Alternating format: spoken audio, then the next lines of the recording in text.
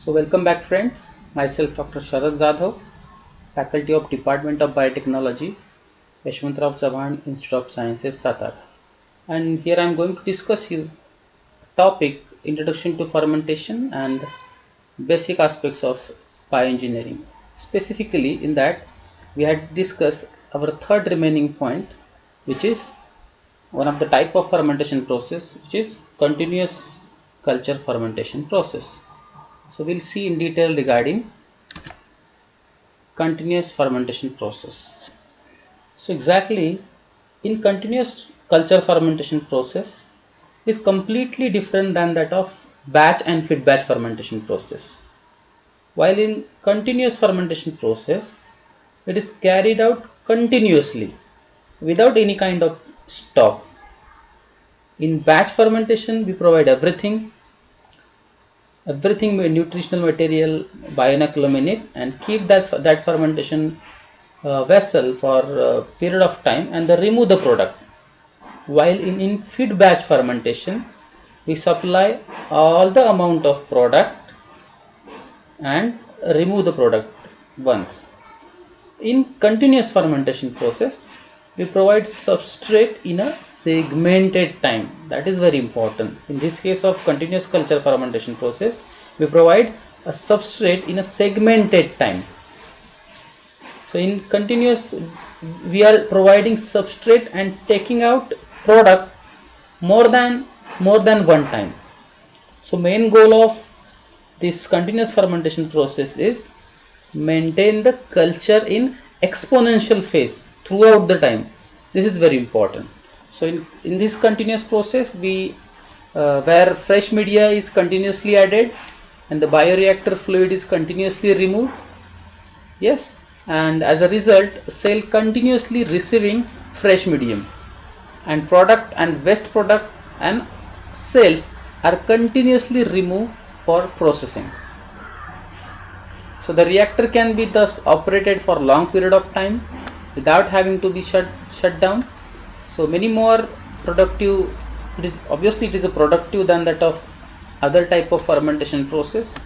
This is the exactly picture of continuous culture fermentation process where reservoir is there, nutrient reservoir is there. So we can continuously provide the nutritional material to the fermentation tank, and obviously that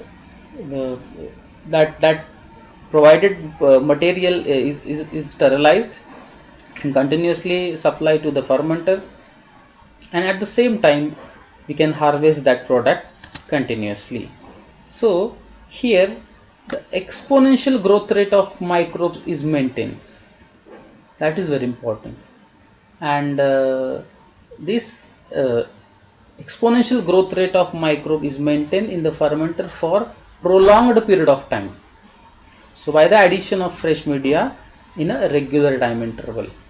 So microbes reach at exponential growth rate and continue as such due to availability of nutrient.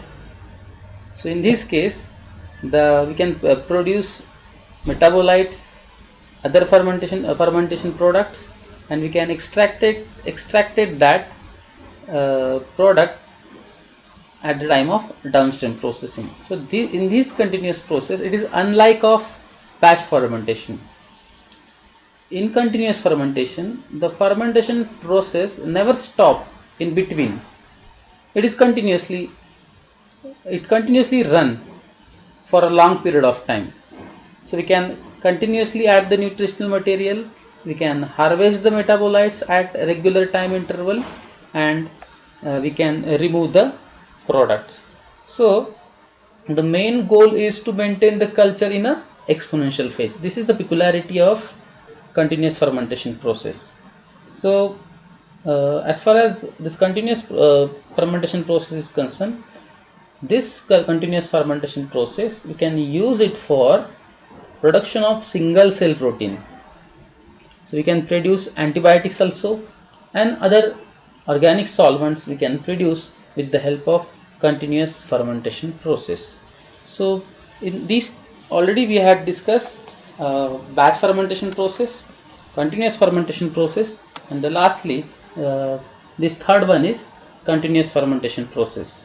So these three are having its own peculiarity, and these three fermentation processes are important for production of various biological product, and these three fermentation processes are useful in fermentation technology. Thank you.